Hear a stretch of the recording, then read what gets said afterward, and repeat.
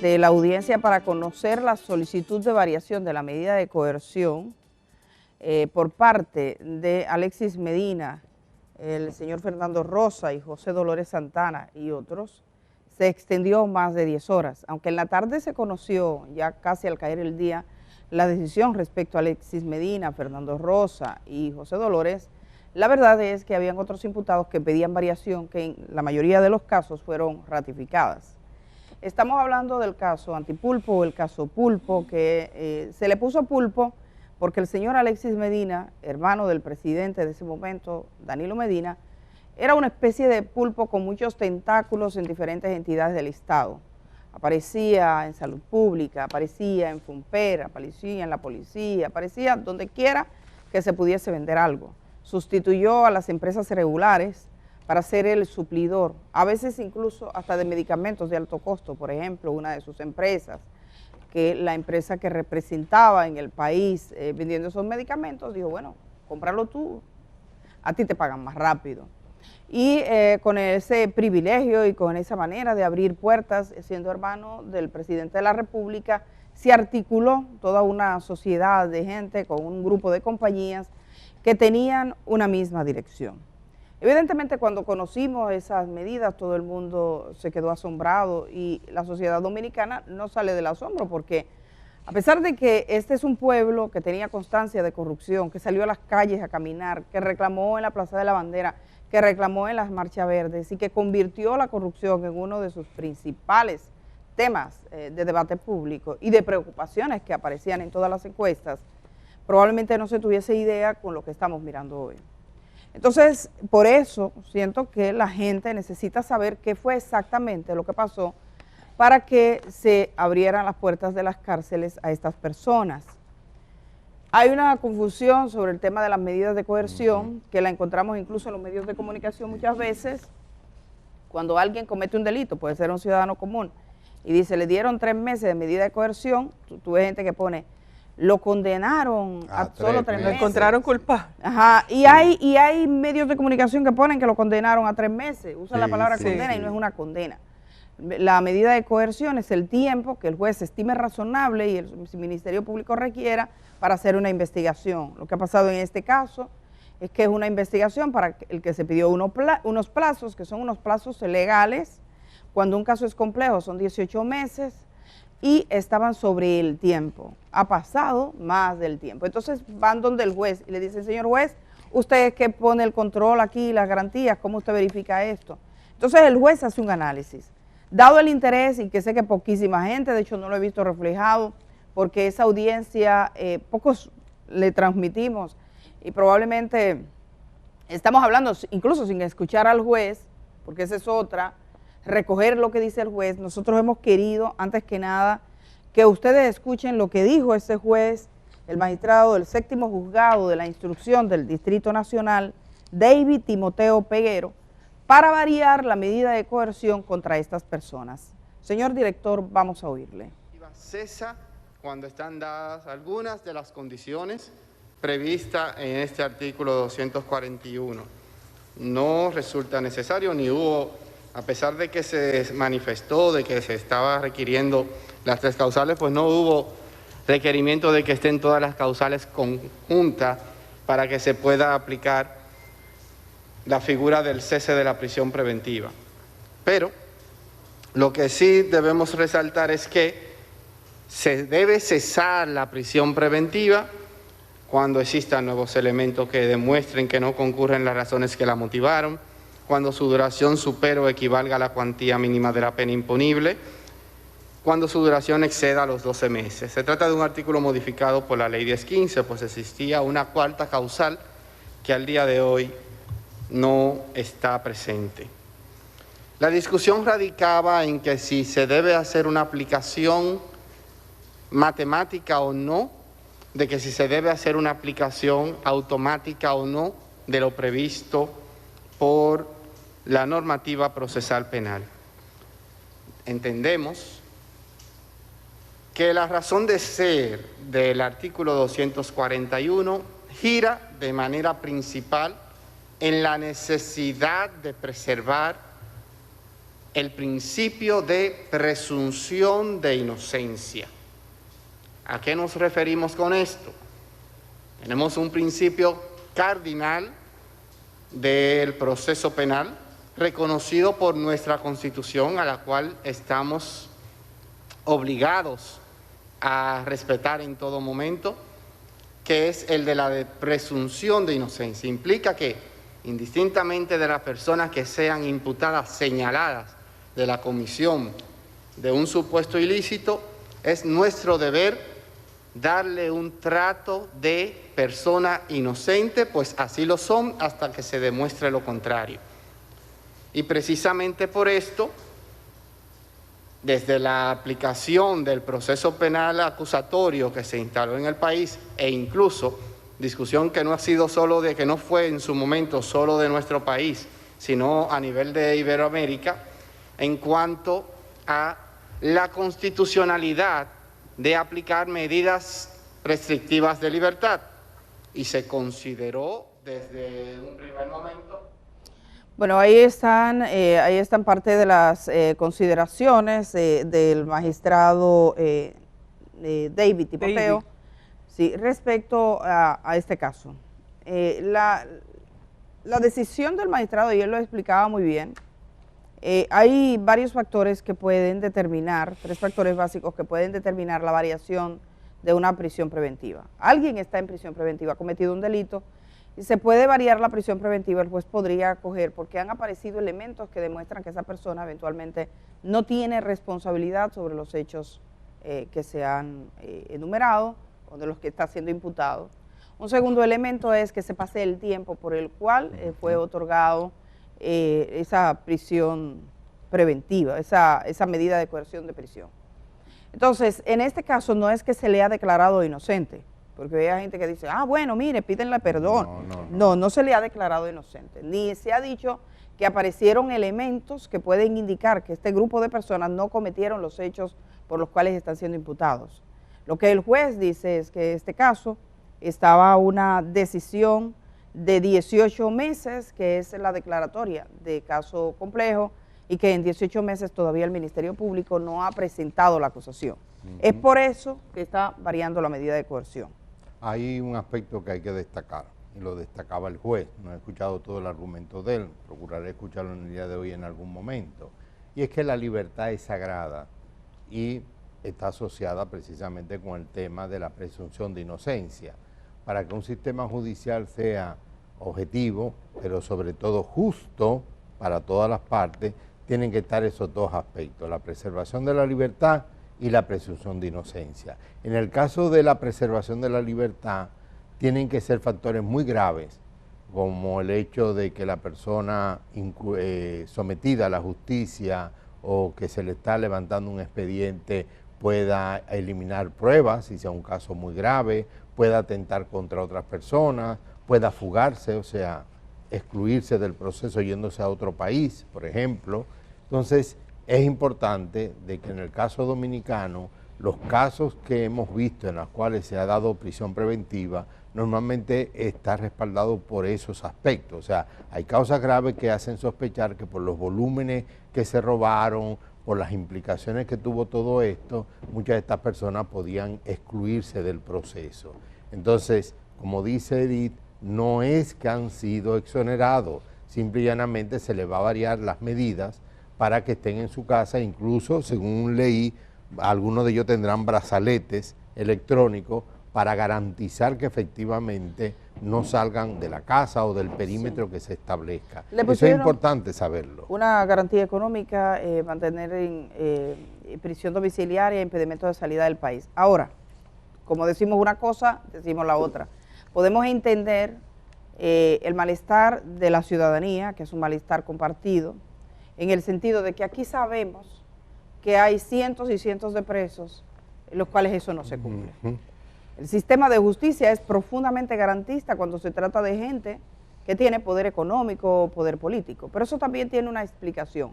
Ellos tienen muchísimo dinero para pagar abogados, para estar en los tribunales, para gestionar, para moverse, es gente que se dedica a equipos de trabajo dedicados a eso. Entonces también valga ese reconocimiento de que si bien es cierto que la legislación establece este plazo para que se mantenga vigente, por ejemplo, una medida de coerción, el sistema de justicia ha demostrado ser en ese sentido bien garantista de ciertos sectores. Y por eso se podría pensar en este tipo de casos, como en ningunos otros, el Ministerio Público tiene que hacer un trabajo a tiempo, tiene que hacer un trabajo razonable y tiene que hacer un trabajo documentado. Ellos lo han demostrado con los expedientes que han presentado, que es muchísimo trabajo, decir, por ejemplo, el caso Pulpo, el caso Coral, el caso Medusa y ahora el caso de Donald Guerrero. Cuando usted mira eso, usted dice, wow, ¿cuánta gente estarán trabajando ahí? ¿Cuántas horas de trabajo significa vincularse con esto? Y entonces esto plantea una pregunta fundamental en República Dominicana. Nuestra legislación, y yo creo que lo que decía Camacho, que lo vamos a escuchar en un ratito, lo que decía Camacho, va en este sentido. Dice, ni el legislador ha previsto. Es verdad, ni el legislador ha previsto que los delitos de corrupción son asuntos complejos, las complejidades de estos asuntos. ¿Qué estamos haciendo ahora de que algunos diputados o algún senador se siente y pregunte cómo está nuestra legislación respecto a temas complejos como el de la corrupción para que no pase esto?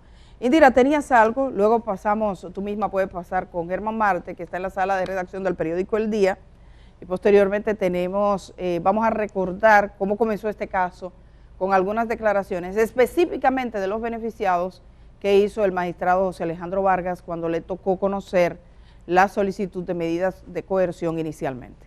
Se habla, Edith, bueno, ustedes comentaban sobre el descontento que la gente, varias personas manifestaron a través de las redes sociales en la tarde de ayer, luego de esta variación de medida, y yo estaba pensando en lo que significa el Poder Judicial en nuestro país, y ayer también les comentaba yo a ustedes que cuando hablamos de un Ministerio Público independiente, hablamos de que estamos en arenas movedizas, es decir, no estamos en un terreno fijo por todo lo que hemos visto a través de la historia de cómo se han manejado estos casos, primero en el Ministerio Público, y cuando hablamos del Poder Judicial, también hablamos de un poder que históricamente ha demostrado ser un reflejo del poder, pero no un límite de ese poder. Leía yo también hoy en la mañana una frase que pienso que ilustra perfectamente lo que pasa aquí en República Dominicana, y dice la frase, la justicia es como la serpiente, solo muerde a los descalzos, de Monseñor Arnulfo Romero. Edith, estoy segura de que la conoces, y justamente esta frase refleja lo que ha pasado a través de los años, lo que ha denunciado aquí, por ejemplo, el director de Derechos Humanos, que lo tuvimos hace varios meses aquí, y él comentaba lo que pasa en las prisiones, cómo el sistema judicial no garantiza generalmente los derechos a los más pobres. Entonces uno se cuestiona, es obvio que nos cuestionemos y que nos indignemos al ver este tipo de casos. Más adelante, porque sé que voy a pasar con Germán, quiero recordarles también ¿en qué consiste, Edith? Pienso que es importante que recordemos en qué consiste la operación Antipulpo y cuáles son algunos de los tentáculos que de acuerdo al Ministerio Público demuestran que hubo casos de corrupción, en este caso administrativa, cuando nos referimos a la operación Antipulpo. Antes de eso vamos a pasar con Germán, que está con nosotros desde la redacción del periódico El Día.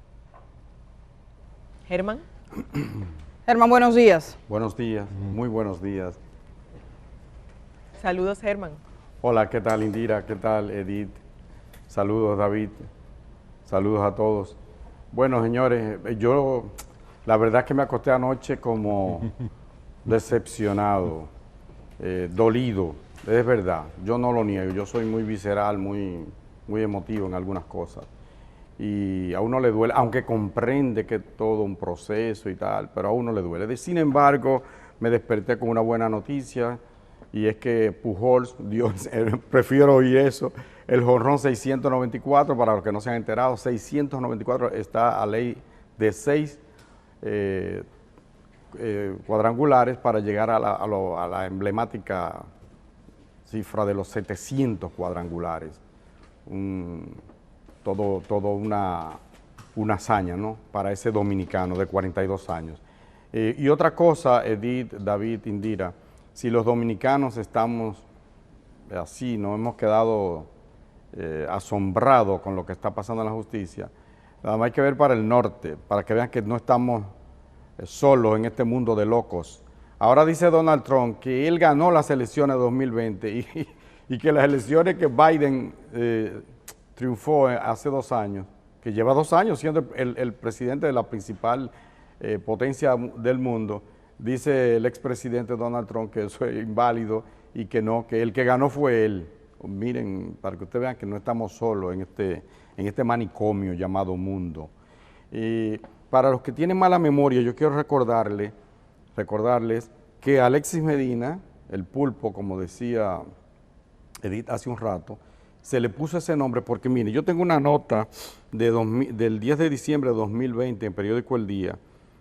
Nosotros hicimos un recuento en esa ocasión de todas las cosas que le vendía Alexis Medina al Estado. Miren, desde un pincho, y no estoy hablando en términos figurados, es literal, desde un equipo de informática hasta animales vivos, equipos de computadora, equipos médicos, lo que usted puede imaginarse, pasando por gasolina para la policía, que también hay contratos, sin él ser distribuidor de combustible, le vendió más de 224 millones de pesos a la policía en combustible, vendió AC30, que es el asfalto, es lo que se usa para la carretera por donde nosotros transitamos, de todo, un inodoro, lo que usted se imagine, eso vendía Alexis Medina, por eso le decían el pulpo, porque en todas las instituciones, no se sabe si con la anuencia o no de su hermano, el presidente de la República, evidentemente que aprovechaba esa condición, él iba y vendía, ¿qué es lo que usted necesita? No, yo necesito un uniforme para mí, yo tengo uniforme, parece una comedia, pero no lo es,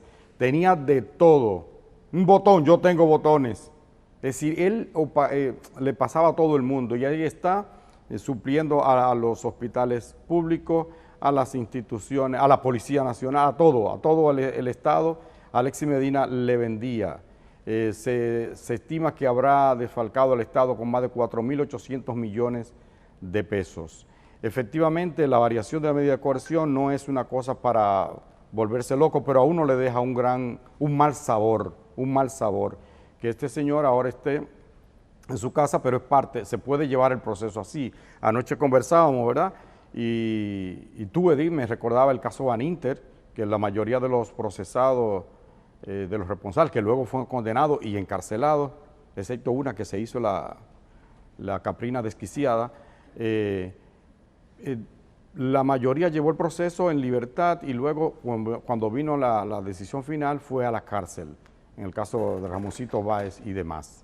De manera que vamos a esperar, uno confía en que haya condena al final de esto, que esto no quede impune, que no sea una burla más. Y por último quiero decir, jóvenes, que aquí se habla mucho de la justicia independiente y se olvida la gente que la mayoría de los fiscales que están ahí, que aquí hubo un partido que gobernó durante 16 años, que impuso todo, que amarró todo y que todavía Miriam Germán, Jenny Berenice, Wilson Camacho y demás están rodeados de mucha gente que eran de la pasada gestión. No quiero decir que todos estuvieran comprometidos allí.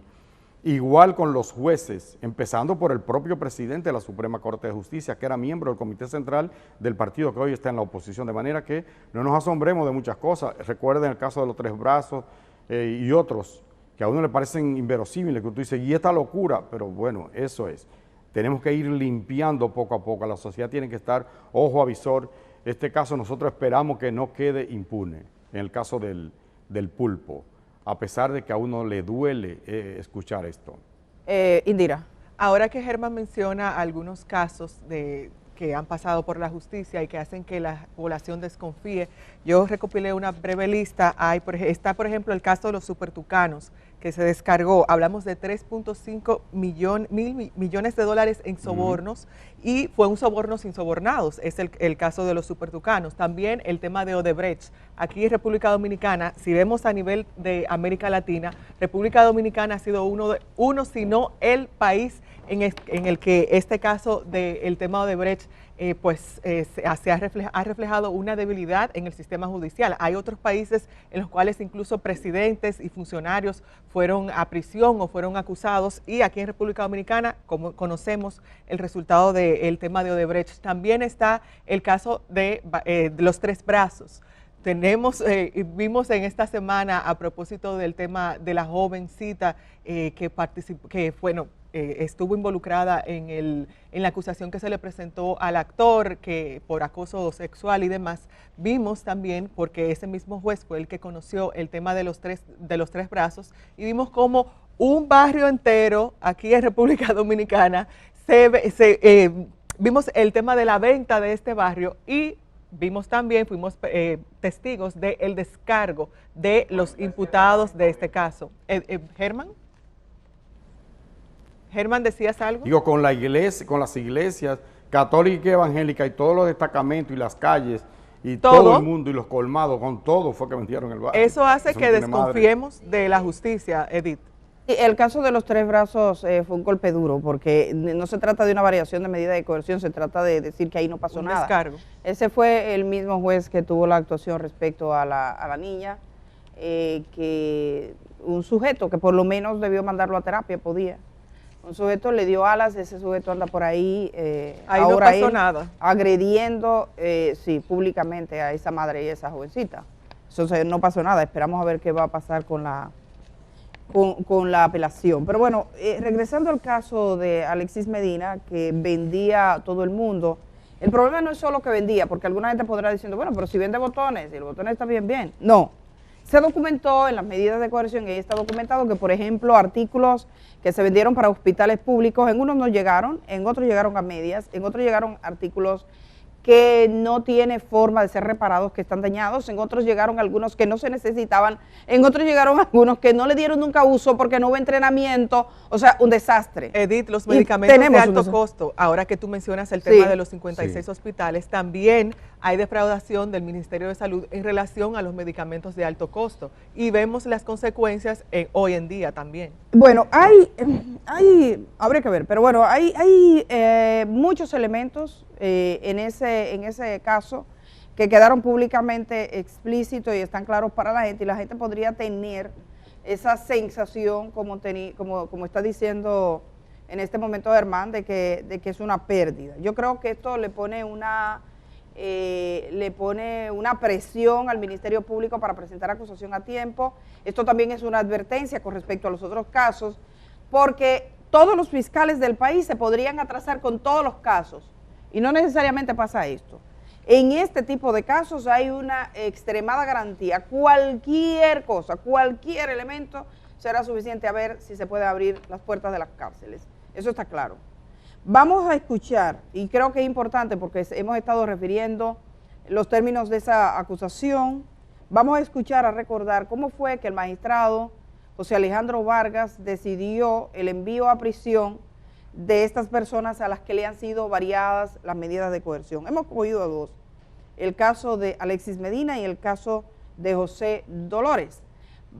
Señor director, vamos con el corte de respecto a Alexis Medina, en voz del magistrado Alejandro Vargas. Hace más del tiempo que él le mandó a prisión, como ustedes saben, son 21 meses lo que han corrido desde entonces. ¿Qué quiero yo decirle a usted, doña Magalis? Y usted sabe que usted, mire, existía un comité de compra en Fromper. Existía en Fromper un comité de compra. Claro, ese comité de compra, ¿a quién llamaba cuando había concurso? A las empresas de Alexis. ¿Y por qué lo hacían? Bueno, porque usted y el señor Fernando Rosa, que eran los responsables de eso, manejaban ese comité. ¿Y quién le va a decir que no al jefe o a la hermana del presidente de la República? Decirle que no. Bueno, el señor Hermosén, que fue nombrado por ayuda de una de las hermanas del presidente, fíjese que se negó a certificar, a dar las certificaciones de unas remodelaciones de unos hospitales, y él dice que a los 13 días lo quitaron, porque esa es la consecuencia, lo quitaron. A veces hablan de que el señor Alexis lo buscaban para venderle mercancía al gobierno.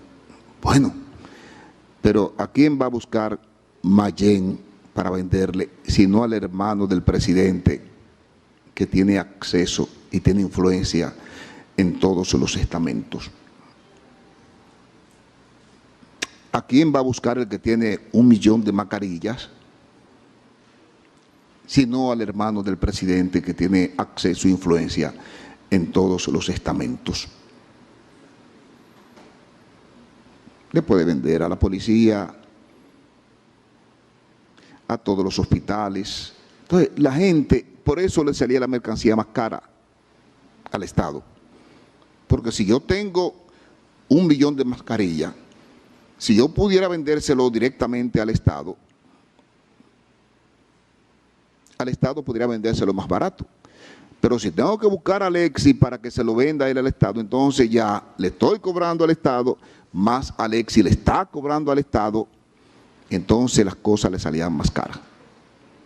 Creo que es una explicación bastante sencilla y bastante clara por parte del magistrado Alejandro Vargas cuando conocía de esa medida de coerción. Otro favorecido con la variación de medida de coerción es José Dolores Santana. Escuchemos lo que decía entonces el magistrado Vargas respecto a este. José Dolores Santana Carmona, que era quien yo le decía que él no sabía que era tan rico.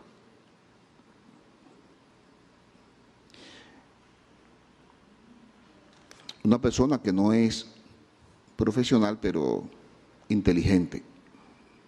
Tuvo la oportunidad de encontrarse con el presidente, con el hermano del presidente y lógicamente que él le sirvió, él le prestaba su nombre, firmaba cheque, aparecía con acciones de 50% en compañías multimillonarias, pero a resumida cuenta, quizás lo ponemos con la cabeza para abajo y los pies para arriba y lo sacudimos y posiblemente no bote un centavo del bolsillo. Siempre me quedé con esa imagen de José Dolores Santana, que usted lo podía voltear con los pies para arriba y no botaba un peso, pero aparecía como titular de cantidades de entidades. Ese es un modelo que se repite en todos los casos de corrupción. El caso de Donald Guerrero, por ejemplo, que mencionan algunas personas, usted verá que viene igual. Mira, el problema lo planteó Germán y creo que Indira también. El problema es que en la justicia el tema de las clases sociales y del poder es muy relevante. Ahorita yo comentaba el hecho de que necesitamos un sistema, un procedimiento judicial más ágil, pero más ágil para casos como estos, porque el destino de un ladronzuelo, el destino de un joven encontrado en no sé en qué escenario, se resuelve en 10 minutos, 15 minutos. Lo hemos visto en procesos judiciales. Un chico, una chica, rápidamente pobre, pues rápidamente un juez toma una decisión. En casos como estos, no. Y yo creo que el juez lo plantea de manera muy evidente. ¿Cómo tú le dices no al hermano del presidente? Cuando todo indica, a partir de las evidencias que tenemos de esa época, de la memoria que tenemos todos, que nunca hubo ninguna acción para detener eso. Y tú no me vas a decir que el presidente de la República no está enterado del tema, ni estaban enterados del tema la persecución de la justicia, la Procuraduría. Entonces, simple y llanamente, quien tiene poder es más capaz de violentar la ley y salir impune que aquel que no tiene poder o que no tiene recursos. Por lo tanto, estos procesos que estamos viendo no es solamente procesos judiciales, son procesos donde el poder y el dinero están siendo juzgados por la manera en que se consigue y se preserva. Vamos a ver, David, a propósito de este tema, lo que dijo el magistrado Wilson Camacho en relación a la variación de la medida de coerción. En este caso hay 8 instituciones que han sido involucradas en este proceso. Hay 48 personas que han sido procesadas y este proceso tienen más de 400 testigos y eso no cabría en ninguna sala de audiencia con la que cuenta el país. Esto es evidencia de que estos procesos superan el nivel de complejidad que hemos visto anteriormente y esta es una cuestión que la propia Corte Interamericana de Derechos Humanos manda a tomar en cuenta para que los jueces los asuman al momento de tomar decisión. Ni siquiera el legislador, nosotros podemos llegar a esa afirmación, tomó en cuenta el nivel de complejidad de estos procesos, porque temas como las empresas que nosotros procesamos no tienen reglas claras en el proceso penal para su procesamiento, y es evidente de que lo que estamos haciendo es algo que no obedece a la regla que hemos vivido en el día de hoy, y procesos que resultan extraordinarios deberían tener un tratamiento por parte del sistema en esta misma dimensión. Edith, ahora que me enfocan, quería decir que a propósito, David comentaba que habían algunos elementos en común en estos casos. Tenemos el elemento de los testaferros, lo hemos visto en los diferentes casos que trata el Ministerio Público, y también el de utilizar empresas al vapor, el crear empresas al vapor para también hacer este tipo de negociaciones. Edith. Yo creo que está poniendo sobre la mesa el magistrado Wilson Camacho un tema relevante, y es cuál es la legislación que impera en nuestro país para conocer casos de tanta complejidad. ¿Qué va a pasar ahora? Es la pregunta. ¿Qué significa esto? Esto, por supuesto, es un vaso de agua fría sobre el pueblo dominicano que dice, oye, yo conozco tantos casos y esta gente de repente para afuera, con todo lo que nos han dicho. ¿Y qué pasa? Que estaban preparados. ¿Qué va a pasar? ¿Cuáles son los próximos pasos? Para hablar de eso, nosotros hemos invitado a un abogado, está con nosotros Miguel Valerio, él va a estar en un momentito cuando regresemos, es abogado penalista, ustedes pueden hacer también sus preguntas, sé que hay muchos comentarios de esta mañana. Además de este caso, tenemos que prestar atención a un, digamos, asalto al Estado Dominicano, porque ¿cómo es posible que estemos hablando de sumas fabulosas y de pagar hasta los arrecifes del malecón de Santo Domingo a gente que aparecieron de 60, de 50 años atrás, todo eso en medio de una pandemia, comenzando la pandemia cuando todos estábamos llenos de incertidumbre? Ahí había una feria de pagos, algunos de los cuales no pasaron el más mínimo control de los diferentes estamentos del Estado. Los dueños del mar, Edith. Sí, solo sabiendo eso, solo sabiendo la rapidez con la que se pagó y conociendo cómo actúa el Estado, se sabe que algo hay. Entonces vamos a hablar del caso que involucra al exministro de Hacienda, Donald Guerrero, contra quien todavía no se ha presentado acusación, pero han salido algunos datos, cómo se filtró ese documento y qué impacto tiene la investigación. Para eso vamos a tener aquí a la abogada Claudia Álvarez, pero antes nos vamos con Valerio. Así que hacemos este cambio, señor director, y regresamos de una vez. El día camina contigo allá donde vayas. Cuando salgas de casa, continúa con nosotros en YouTube. El día, 25 años de buen periodismo.